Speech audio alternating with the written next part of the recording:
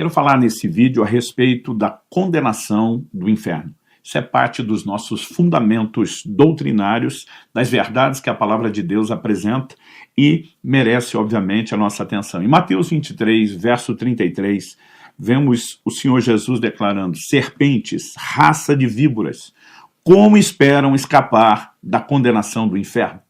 E quando olhamos para a declaração de Jesus, há pelo menos 3 coisas que nós podemos simplesmente concluir a partir dessa declaração. Em primeiro lugar, há uma condenação do inferno. Jesus usa essa expressão, a condenação do inferno. Segundo, quando ele faz a pergunta como esperam escapar da condenação do inferno, podemos presumir mais 2 coisas. Em primeiro lugar, embora haja uma condenação ao inferno, pode haver também um escape, alguém pode escapar dessa condenação. Mas, no tom da pergunta de Jesus, alguns podem não escapar da condenação. Então, não só há uma condenação do inferno, como há 2 possibilidades: escapar por meio da obra de Cristo da condenação do inferno, ou não escapar. Então, a partir dessa declaração, eu gostaria que a gente pudesse olhar um pouco mais as verdades bíblicas a respeito do inferno, porque esse é um dos assuntos que vem sendo relativizado já de longa data, mas em tempos mais recentes, por pregadores com ênfases, que chamamos de universalistas, tentando dizer que não, que no fim todo mundo será salvo, que Deus é amor, que Deus não faria uma coisa dessa com ninguém, e esse tom tem gerado distorções doutrinárias. Quando olhamos para as Escrituras, é evidente que não só as declarações sobre inferno, mas sobre juízo, sobre a ira de Deus. Por exemplo, em Mateus, no capítulo 3, nos versos 7 e 8, João Batista pergunta: quem deu a entender a vocês que podem fugir da ira que está por vir? Outras traduções dizem a ira vindoura. Produzam fruto digno de arrependimento. Então ele está dizendo, se quer escapar, tem que ter arrependimento. Então há uma forma de se escapar, mas é inegável que existe uma ira. E a menos que o homem pegue o caminho determinado por Deus para que se escape dessa ira, desse juízo, ele inevitavelmente será experimentado. Em João, no capítulo 3, no verso 36, nós lemos: por isso, quem crê no Filho tem a vida eterna. Quem se mantém rebelde contra o Filho não verá a vida, mas sobre ele permanece a ira de Deus. Então Deus oferece salvação, mas isso não é algo que se processa de forma automaticamente, para todo mundo. É necessário um posicionamento. A Bíblia diz: quem crê no Filho, ele pode ter a vida eterna, mas quem se mantém rebelde contra o Filho, ele permanece sob a ira de Deus, porque a única pessoa que pode nos tirar do juízo, da ira do pecado, que Deus tem determinado e estabelecido, é Cristo por meio da sua obra, que precisa ser crida e aceitada com arrependimento. Eu quero fazer uma citação de uma frase de John Stott, que acredito que é muito importante para destacar que essa compreensão a respeito do inferno que estamos falando, ela é importante não apenas para aquilo que eu e você vamos crer, mas inclusive para o teor da mensagem que nós vamos pregar. John Stott diz: nós barateamos o evangelho quando o retratamos apenas como algo que nos liberta da tristeza, do medo, da culpa e de outras necessidades pessoais, ao invés de apresentá-lo como uma força que nos liberta da ira vindoura. Então eu quero começar fazendo aqui algumas considerações acerca do inferno. Em primeiro lugar, nós precisamos olhar para algumas declarações de Jesus. Em Mateus, no capítulo 7, por exemplo, nos versículos 13 e 14, Jesus fala de uma porta e um caminho estreito que conduzem à vida, mas ele fala de uma porta e um caminho largo que conduzem à perdição. Então existe uma perdição, existe uma condenação eterna, sem sombra de dúvida.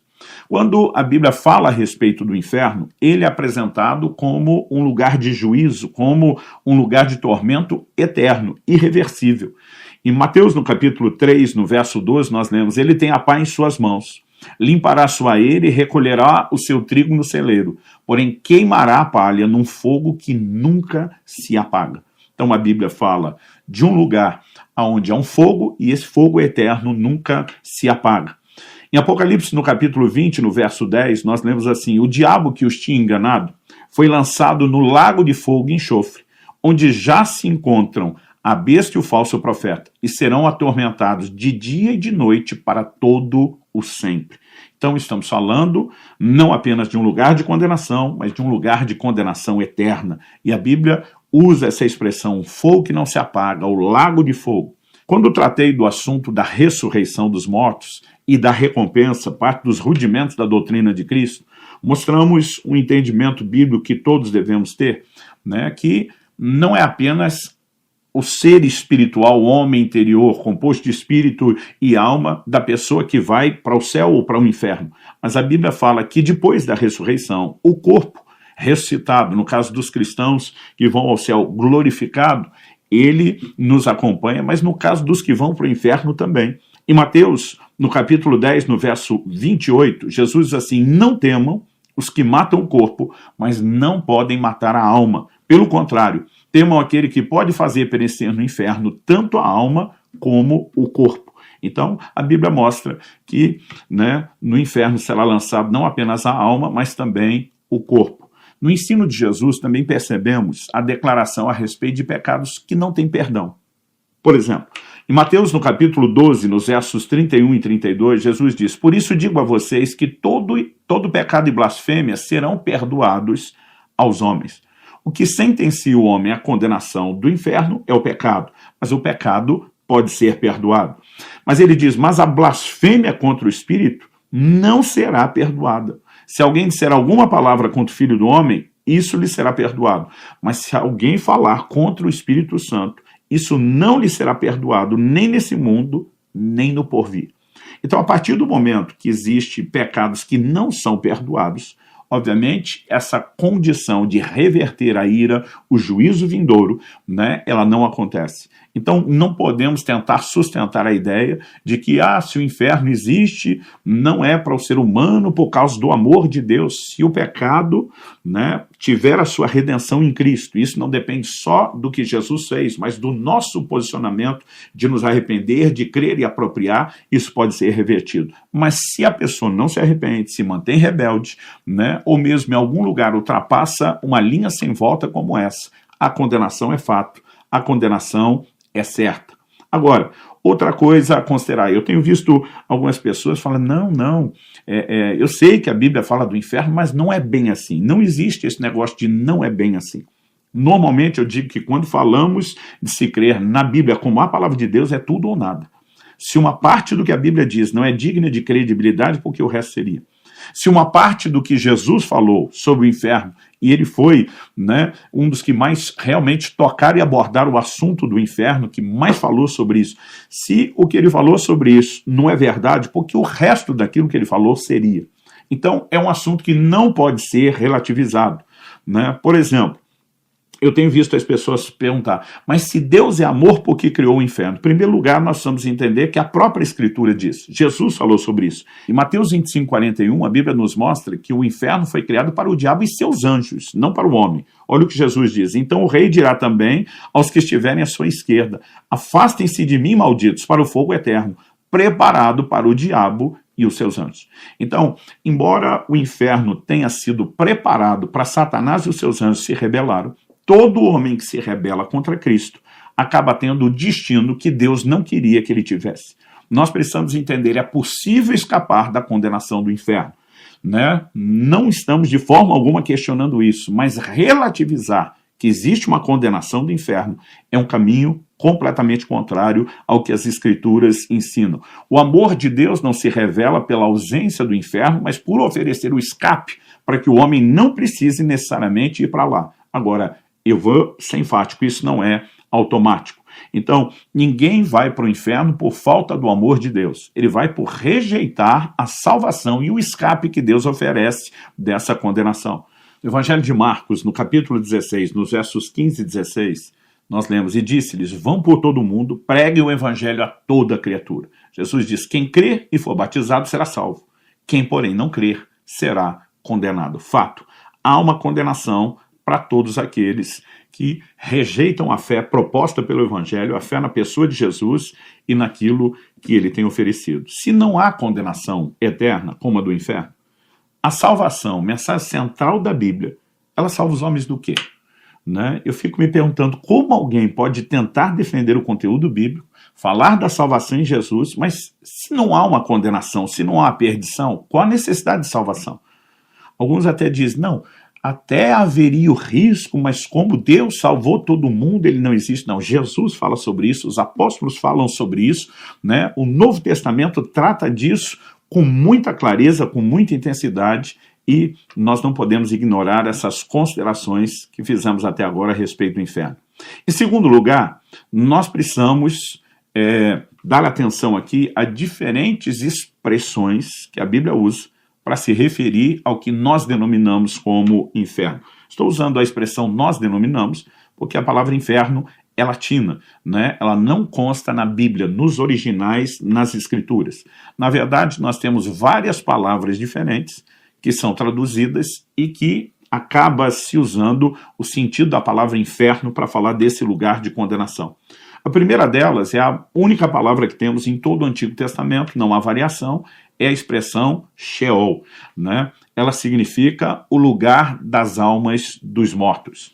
No Antigo Testamento, todos os que morriam iam para lá, né? Esse é um assunto que será melhor detalhado quando chegarmos na área de conversar e entender sobre salvação, e eu vou falar a respeito da salvação dos santos do Antigo Testamento. Mas em Números 16, nos versos 30 e depois 33, a Bíblia diz assim: mas se o Senhor criar alguma coisa nova, e a terra abrir a sua boca, e os engolir com tudo que eles têm, e eles descerem vivos ao mundo dos mortos, essa expressão ao mundo dos mortos é ao Sheol, ele está falando da revolta de Coré, Datã e Abirão. Ele continua e diz: então vocês saberão que estes homens desprezaram o Senhor. E aconteceu que assim que Moisés acabou de dizer todas essas palavras, a terra debaixo deles se fendeu, abriu a sua boca e os engoliu com as famílias deles, com todos os que eram partidários de Corá e com todos os bens deles. Provérbios 15, 24 também diz: para o sábio, o caminho da vida leva para cima, para desviar do inferno embaixo. A expressão aqui traduzida inferno, Sheol, né? Agora, a Bíblia fala de um caminho da vida que leva para cima, né? Olhamos para a declaração, né, de Jesus, quando ele fala a respeito do rico e o Lázaro, ele fala de um abismo que separa o lugar de perdição dos de condenação, mas ele fala até mesmo de uma comunicação entre eles. Depois a Bíblia fala de Cristo levando cativo o cativeiro. De qualquer forma, né, ainda que não seja possível detalhar essa questão do Sheol agora, no Novo Testamento, nós vemos uma palavra que é o equivalente de Sheol, que é o Hades. Ela aparece várias vezes, né, nos textos bíblicos do Novo Testamento, e o próprio texto que acabei de mencionar, de Lucas 16, de 19 a 31, ele utiliza a palavra Hades, e quando Jesus está falando a respeito do lugar de condenação para o qual o rico foi levado, ele tem descrições que não podem ser ignoradas, né? A Bíblia diz no verso 22, aconteceu que o mendigo morreu, foi levado pelos anjos para junto de Abraão. Outras traduções dizem o seio de Abraão. Morreu também o rico e foi sepultado. A Bíblia diz 23, no inferno, estando em tormentos, o rico levantou os olhos e viu de longe Abraão e Lázaro junto dele, né? Depois nós lemos no verso 24 o rico dizendo: porque estou atormentado nesse fogo, né? No verso 25 a Bíblia mostra que enquanto Lázaro era consolado, o rico recebia tormentos. Então, à medida que nós olhamos, também o verso 28 termina com essa expressão, um lugar de tormentos. Quando nós olhamos a descrição do que é o Hades, ela fala de um lugar de condenação, de um lugar de juízo, de um lugar de retribuição. A Bíblia menciona o fogo, menciona o tormento, mas a palavra aqui usada é Hades. Uma outra palavra utilizada no Novo Testamento é a palavra grega Geena. Ela, na verdade, é a forma grega da palavra hebraica Gehinnom. Gehinnom significa Vale de Inom, né? Esse era um lugar conhecido pelo fato de que ali, além deles terem um depósito de lixo queimando continuamente, né, há menções, há muitas referências de que também queimavam crianças vivas a Moloque. Mas o fato da presença do fogo continuamente aceso, né, passou a ser usado como uma forma de falar do tormento, do lugar de fogo eterno.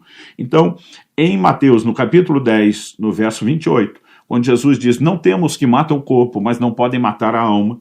Pelo contrário, temam aquele que pode fazer perecer no inferno tanto a alma como o corpo. Aqui a expressão inferno não é Hades, é Geena, né? Quando em Marcos 9, 47 e 48, nós lemos, e se um dos teus olhos leva você a tropeçar, arranque-o, pois é melhor você entrar no reino de Deus com um só olho do que tendo os dois ser lançado no inferno, onde não lhes morre o verme, nem o fogo se apaga. De novo, nós temos a ideia de um lugar de condenação do pecado, um lugar que tem fogo, mas aqui a palavra também é Geena. No original grego do Novo Testamento, nós temos ainda uma terceira expressão usada, né, diferente no original grego, mas também traduzida como inferno, que é Tartaru, significa abismo. Em 2 de Pedro, no capítulo 2 e no verso 4, a Bíblia diz: pois Deus não poupou anjos quando pecaram, mas lançando-os no inferno, prendeu-os com correntes de escuridão, reservando-os para o juízo. Novamente, nós temos um lugar de juízo, traduzido como inferno, um lugar de perdição, mas essa palavra significa abismo. A definição do léxico de Strong diz sobre a palavra Tartaru: nome da região subterrânea, sombria e escura, considerada pelos antigos gregos como habitação dos ímpios mortos, onde sofrem punição pelas suas más obras. Corresponde ao Geena dos judeus. Geena, né, era aquela forma grega de se referir à expressão Gehinom, que os judeus entendiam. Ao olharmos para essas diferentes expressões, nós percebemos que, embora não haja uma única palavra para definir inferno, sempre temos algo em comum: um lugar de condenação, um lugar de tormento eterno, um lugar com fogo, um lugar que é destinado àqueles, né, que serão julgados por conta dos pecados, embora possa haver, obviamente, a oportunidade de se escapar do inferno por meio daquilo que Cristo faz. Nós precisamos entender que o homem, por já nascer pecador, ele nasce condenado, sentenciado ao inferno. O que ele pode experimentar é o escape. Eu me lembro de uma ocasião, quando ainda adolescente, na rua, recebi um folheto, de uma época onde o evangelismo acontecia por meio da entrega de folhetos. E eu lembro quando eu peguei o folheto, a pergunta era chocante: o que fazer para ir ao inferno? Né? Imaginei, quem aqui quer ir para lá? E quando abri o folheto, as duas páginas do meio, ele estava dobrado, né? Aquela folha dobrada, as duas páginas do meio estavam em branco. A minha primeira reação foi pensar que aquilo era um erro de impressão. Mas eu podia ver que havia uma impressão no fundo e virei para ver a última página. Na última página tinha uma resposta destacada ali em negrito, né? Ela dizia: nada, com ponto de exclamação. Você já está indo para lá. Então, só na última página, depois daquele choque do efeito da mensagem, a pessoa falava da condenação eterna do inferno, mas do que Cristo fez para que eu e você pudéssemos escapar. Mas fato é que todos nascemos debaixo de uma condenação eterna. A palavra evangelho significa boas novas. E as boas novas não é comunicar ao homem a inexistência do inferno, é comunicar aos homens que, apesar da existência do inferno, há um escape que Deus nos oferece por meio de Jesus Cristo. Estabelecidos esses fundamentos, né, da doutrina bíblica sobre o inferno, eu gostaria de terminar com uma pergunta que nos leva, né, a pensar e focar considerações mais práticas. Como devemos agir diante dessa verdade? O inferno é um fato, né? Então, como devemos agir? Bom, toda e qualquer pessoa, né, ao ter contato com a verdade do Evangelho de que há uma condenação, há uma ira eterna, mas há um escape, a pessoa deve se certificar de que ela, em primeiro lugar, tenha o temor da advertência bíblica da realidade do inferno, mas que ela tem trilhado o caminho proposto por Deus. A salvação não é por obras. A Bíblia é muito clara em Efésios, no capítulo 2, nos versículos 8 e 9. Pela graça sois salvos mediante a fé. Isso não vem de vós, é um dom de Deus. Não vem das obras para que ninguém se glorie. Ninguém é salvo por obras, ninguém é salvo por mérito.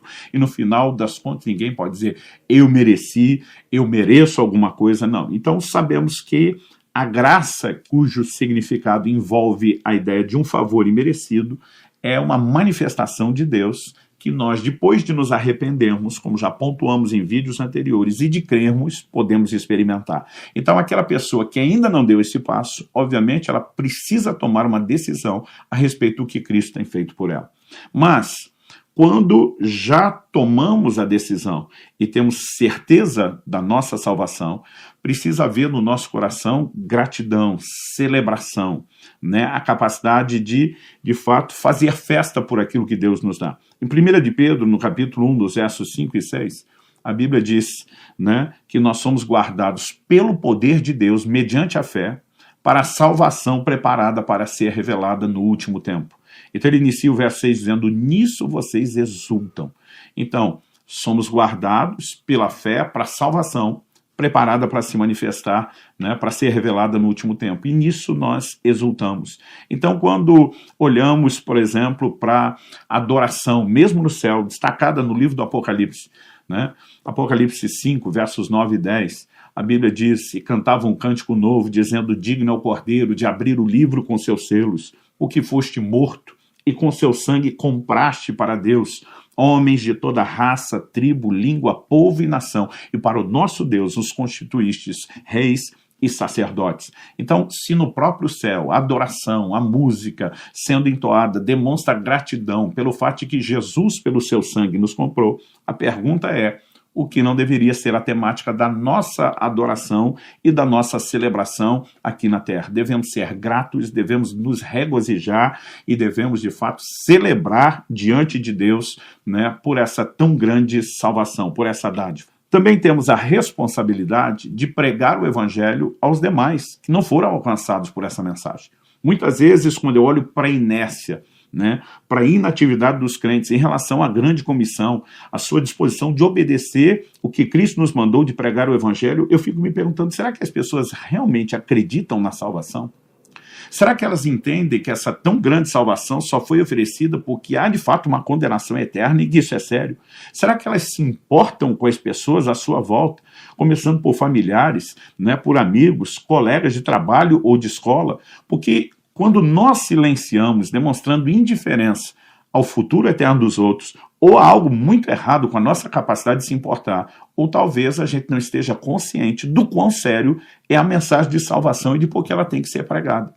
Em Judas, no capítulo único, versos 22 e 23, a Bíblia diz assim, mantenham-se no amor de Deus, esperando a misericórdia de nosso Senhor Jesus Cristo que conduz para a vida eterna. Ou seja, que nos faz escapar da condenação eterna. Ele diz, e tenham compaixão de alguns que estão em dúvida. Salvem outros, arrebatando-os do fogo.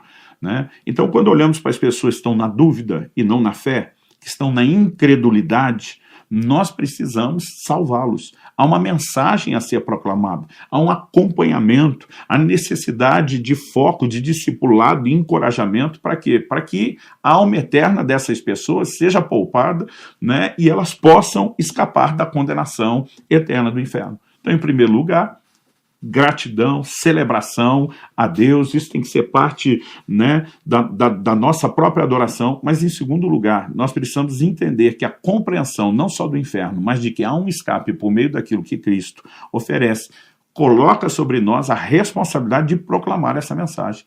Né? Jesus disse, devemos pregá-la a toda criatura, todos precisam ouvir o Evangelho. Se vão dar uma resposta de fé ou incredulidade é uma outra questão, mas nós temos a responsabilidade de pregar o Evangelho a todos, sem sombra de dúvida. Mas a terceira parte prática que eu quero pontuar aqui sobre como devemos agir diante dessa verdade do fato de que o inferno, né, é algo sério, real, é bíblico, diz respeito ao cristão, que já está nessa rota de escape, e ele precisa entender que ele nunca pode brincar com o pecado. Eu quero apresentar dois textos bíblicos que nos ajudam a olhar para isso com clareza. O primeiro está em Mateus 5, 29 e 30. Nosso Senhor, no Sermão do Monte, diz, se o seu olho direito leva você a tropeçar, arranque-o e jogue fora, pois é preferível você perder uma parte do seu corpo do que ter o corpo inteiro lançado no inferno. Mais um texto que fala do corpo sendo lançado.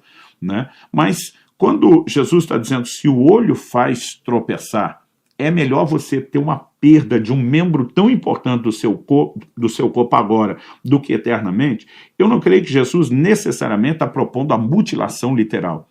Eu entendo que Jesus está dizendo que nós precisamos ter um zelo tão grande por essa questão da salvação e não podemos brincar. Ele estava falando às pessoas que lhe estavam dando ouvido, né? E ele está falando a respeito de gente que, embora já tenha abraçado o Evangelho, precisa entender que o mesmo Evangelho que nos salvou de pecados já cometidos, quer nos empoderar para que a gente pare de pecar. Né? Romanos 6,14 diz, o pecado não mais terá domínio sobre vós, porque não estáis debaixo da lei, e sim debaixo da graça.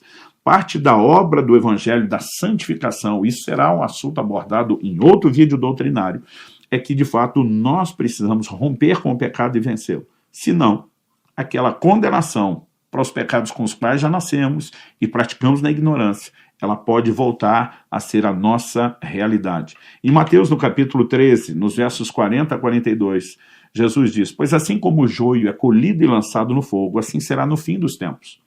O Filho do Homem mandará os seus anjos, que ajuntarão do seu reino todos os que servem de pedra de tropeço e os que praticam o mal, e os lançarão na fornalha acesa. Ali haverá choro e ranger de dentes. Quando Jesus está falando do joio que foi semeado no meio do trigo, ele está falando do contexto do reino. De pessoas, o joio é muito parecido com o trigo. A grande diferença aparece só na hora da colheita. Ele diz, na colheita final, Deus vai tirar do seu reino os que praticam o mal, os que servem de pedra de tropeço, e vai lançá-los, tirá-los do reino e lançá-los na fornalha acesa. Ali haverá choro e ranger de dentes. Novamente, o Senhor está falando de um lugar de condenação eterna. E ele está falando que é algo que nós, os que já abraçamos a mensagem do escape, não podemos brincar. Então eu quero concluir, chamando a sua atenção. O inferno é real, não é uma fantasia. E a pergunta é como isso nos afeta. Já dissemos que além de celebrar, mais do que só escapar de lá e celebrar isso, temos que salvar tantos quantos podemos. Mas se escapar do inferno, recapitulando o que eu falei no último aspecto de não brincar com o pecado, ele precisa ser entendido como algo mais do que a conversão, e sim como não retroceder.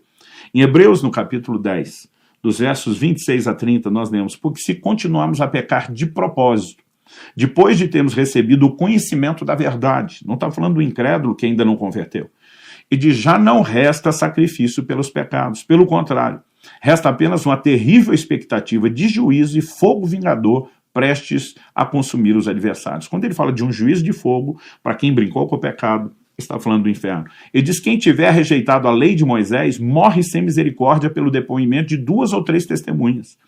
Imaginem quanto mais severo deve ser o castigo daquele que pisou o Filho de Deus, profanou o sangue da aliança com o qual foi santificado, para ter sido santificado, é alguém que converteu, e insultou o Espírito da graça. Pois conhecemos aquele que disse: a mim pertence a vingança, eu retribuirei, e outra vez o Senhor julgará o seu povo. Então a Bíblia está falando de gente que depois do pleno conhecimento da verdade passa a pecar deliberadamente, intencionalmente, de propósito, e pode sim colocar-se debaixo de um juízo pior do que aqueles que pecavam na lei de Moisés, porque é um juízo eterno, pelo fato de ter pisado o Filho de Deus, que lhe ofereceu salvação, profanado o sangue da aliança, que o santificou, e ultrajado o Espírito da graça. Então que o temor de Deus, por meio do entendimento dessas verdades, possa nos guiar, e que a minha e a sua vida, a minha e a sua caminhada, seja de fato, para a glória de Deus, uma resposta contínua de santificação diante daquilo que Deus começou.